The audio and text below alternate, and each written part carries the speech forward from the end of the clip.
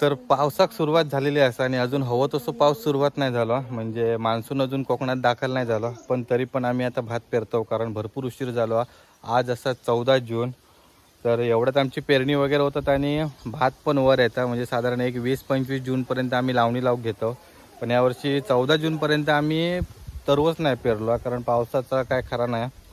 तर आज तरव पेरतो, तर आत्ताच नारळ वगैरे देऊन झालो आणि आमचं छोटं ट्रॅक्टर असा तर तो पण आम्ही रिपेअर करून घेतलो. तर आता त्याका फक्त नांगर लावचे बाकी असत की आपण भात पेरूक घेतलो. तर ह्या आता भागात आपण भात कसा पेरता उतरता बघतलो. याच्या आधी पण आपण व्हिडिओ बनवलेत, पण प्रत्येक वेळची एक गोष्ट वेगळी असतात. सो यावेळी देखील आपण हा व्हिडिओ बनवतलो. तर नक्की व्हिडिओ बघा आणि कसं वाटलं तर कमेंट करून नक्की सांगा. तर यावर्षी पॉवर टिलरचा आम्ही मेंटेनन्स करून घेतला. ही टाकी आमची पेट्रोलची थोडीशी खराब झालेली, म्हणजे ह्याच्या बुचातून पेट्रोल पूर्ण लिकेज होत होता आणि त्यामुळे भरपूर वेस्टेज जायचं, म्हणून ही टाकी बदलली. नंतर एक फिल्टर कट झालेलो, ते जो नट होतो तो कट झालेलो, त्याच्यामुळे फिल्टर पण नवीन चेंज केलं. बाकी इंजिन ऑइल, गिअर ऑइल वगैरे आणि हे जे प्लग वगैरे असतात तर हे सगळे नवीन टाकलेत. इंजिन ऑइल वगैरे सगळं चेंज केला. ह्या एक एक्सेलेटर केबल ही एक चेंज केली. तर असं पूर्ण मेंटेनन्स केलो आणि हे आम्ही मागच्या वर्षी पूर्ण सगळे ऑइल वगैरे लावून ठेवलेला व्यवस्थित नांगरांका. तर त्याचं नांगर चेंज करतलो. चला तर पेट्रोल टाकून कामाक सुरुवात करूया. मागच्याचा पेट्रोल टाकीचा बुचान होता तर एकदम हलक्या होता, त्याच्यामुळे त्याच्यात पेट्रोल सगळा बाहेर यायचा. तर हे आता एकदम व्यवस्थित आहे. तर आम्ही यंदा पार्टनरशिपमध्ये शेती करतो, कुमरो आणि आम्ही दोघंजण, कारण माणसं भेटत नाही. त्याच्यामुळे दोन्ही जण आम्ही एकत्र शेती करतलो यावर्षी. आणि आमच्या मत्ती कसा भुसणा, आम्ही पण जातलो भुसण्याकडे मत्ती, होय ना भुसण्या? हां, भुसण्याची पण शेती असा. त्याच्यात आता आम्ही डायरेक्ट 3 लिटरची टाकी असाही. आता आम्ही 2 लिटर ते 2.5 लिटर टाकू शकतो. नाहीतर मागच्या वेळी जी टाकी होती त्याच्यामध्ये फक्त आमका 1 लिटर टाकूचा लागायचा, नाहीतर त्याचा सगळा बाहेर यायचा. तर यावेळी आता चांगली आहे टाकी आमची नवीन. तर मेंटेनन्स वगैरे तर झालो पूर्ण प्रॉपर. यंदा मिंटो पण असा आमच्यासोबत. मिंट्या चल आता भात पेरूक सुरुवात कर, भात खाऊ काय ना तुका. चल चल याकडे ये. खोरा घमेला वगैरे सगळा घेतला. आधी पहिलं हे सगळं कोपरं क्लीन केलेलो. हे 3 कोपरे आम्ही यंदा पेरतो. 5 किलोच बियाणं असा आणि पातळ पातळ पेरूचा असा. बाकी हे सगळे कोपरे क्लीन करून ठेवले आहेत. आणि पाऊस पण वरती थोडंसं धरता. आता भात पेरल्यानंतर सरीवर जरी असलो तरी पण चालतं. निलेश मामानी पण इले आहेत, कारण त्यांचा पण भात पेरूचा. जी समोरची शेती त्यांची, तर ते 3 कोपरे त्यांचे पेरूचे असतात. आणि यंदा आम्ही नाचणं पण करतलो. तर नाचणीची शेती देखील तुमका व्हिडिओतून बघूक गावतली. या शेतात ट्रॅक्टर इल्यानंतर आता आम्ही हे टायर काढतलो आणि हे नांगर जोडतलो. तर हे नांगर जोडताना पण ह्याची धार असा ही बघूची लागता. तर ही धार नांगरतला तर ह्यो असा या साईडचो लेफ्ट साईडचो आणि तो असा राईट साईडचो. तर ह्या जर जम्बलिंग झाला तर नांगरत नाही. बदल आहे का हे टायर काढ भुसण्या, एका साईडने उचल. हां, आणि ह्याची सर ही पिने टाकूची असतात, तर ते पिने टाकतलो.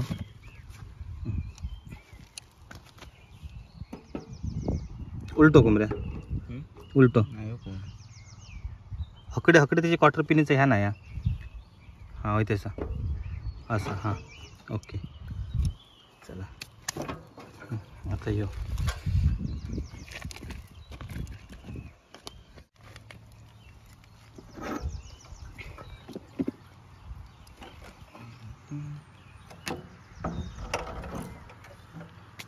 ठेव.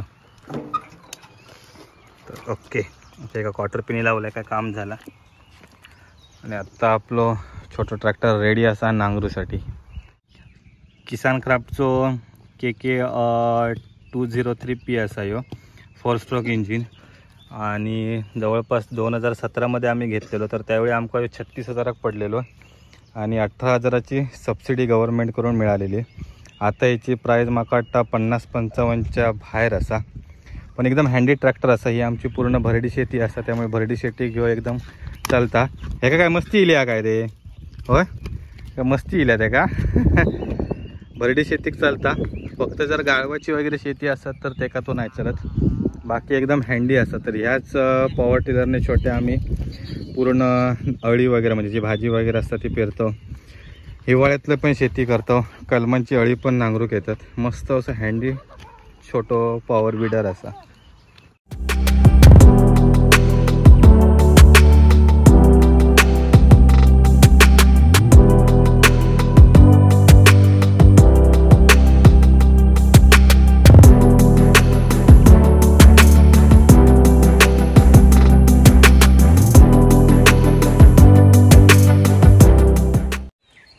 अर्धो कोपरो नांगरून झालो आणि नांगर तुटलो. त्याचे हे 2 नट असतात ते कट झाले. तर आता एक स्पेअरला आम्ही ठेवतो नट. तर आता ते लावतलो. ह्यो पण सैल झालेलो. तर ह्यो आता असं हैसर लावकोयो असं असं असतलो. तर हे आता हैसर लावकोयो बघूया. यांचं ह्याच असतं लक्ष ठेवायचं लागतं. हे नांगर वगैरे पडले तर भेटत नाही परत. आता उकळीच्या कोपऱ्यात गावतीत तरव्याच्या, पण चिखलाच्या कोपऱ्यात गावत नाही. एक कोपरं नांगरलं, जरा मध्येच पाऊस येलो आणि निलेश मामा आता भात पेरता. निलेश मामा जरा भात बघूया. तर ह्या असा कोमल 550 रुपये किलो, मीडियमच असा, बारीक पण असा आणि मस्त होतं त्याचं भात वगैरे. जे घावणे वगैरे चांगले होतात आणि 1 वर्ष जुना जर भात वापरशात ना एकदम तुफानीच होता. तर इकडे आता आम्ही पेरतलो. आम्ही 5 किलो आणला, 110 रुपये किलो असा भात. मस्त पाऊस येलो म्हणून जरासा थोडासा थांबायचा लागला. तर इकडे आता पातळ पातळ तसा पेरतो. हे बघा पातळ पातळच पेरूचा असा. आणि मग त्याच्यानंतर ह्याच्यावर भांगेरो फिरवतलो. आणि ट्रॅक्टर पण तुम्ही नांगरू शकतास, पण आम्ही ट्रॅक्टरने नांगरल्यावर जरा आता खोल जातं आणि आमची भरडी शेती असल्यामुळे मग तरव काढताना त्याला पूर्ण पाणी लावचं लागतं, नाहीतर तरव निघत नाही.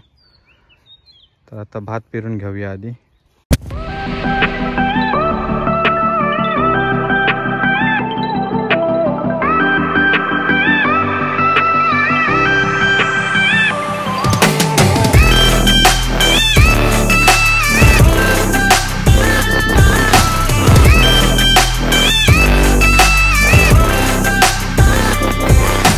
ह्यो लास्ट कोपरो असा नांगरणीचो.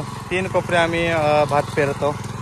आणि इकडे आता भात पेरल्यानंतर हे असा भांगेऱ्यान व्यवस्थित करूचं लागतं. म्हणजे हे जे गोटे असतात ते सगळे मातीच्या खाली जाऊ कवे, नाहीतर सगळे पाखरा वगैरे खातले आणि व्यवस्थित रोजान येऊचे नाही याच्यावर रवताने.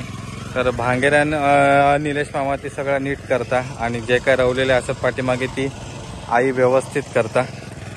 आणखीन अजून एक ऑप्शन असता, म्हणजे आता ह्या भात पेरून झाला की पॉवर टिलरनेच ह्याच्यावर तुम्ही फिरवू शकतास. मग त्याच्यामुळे काय होतं की ह्या भात अजून खाली खोलवर जाता. फक्त आमची ही भरडी शेती असल्यामुळे पाणी जास्त वापरत नाही आम्ही.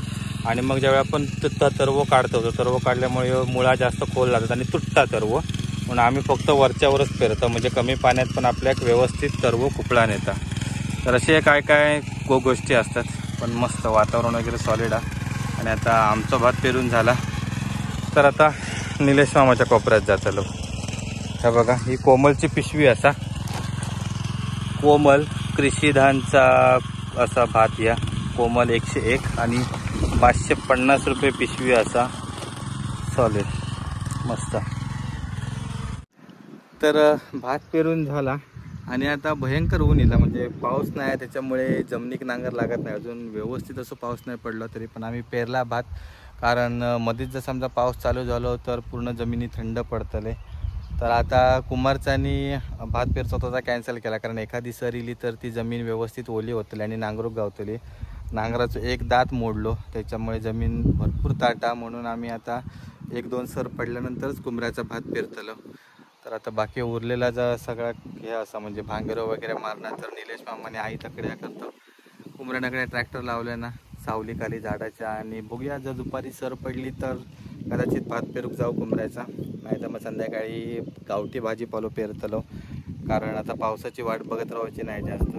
कधी येत तेव्हा येत पाऊस, पण आम्ही भाजीपालो पेरतलो म्हणजे तो शिपाक गावता तसं. तर आताचा हे व्हिडिओ इकडेच एंड करतो. संध्याकाळी किंवा उद्या गावठी भाजीपाला पेरणार तर ती व्हिडिओ नक्की बघा. तर चला भेटू अशाच एका नवीन व्हिडिओमध्ये. तोपर्यंत काळजी घ्यावा.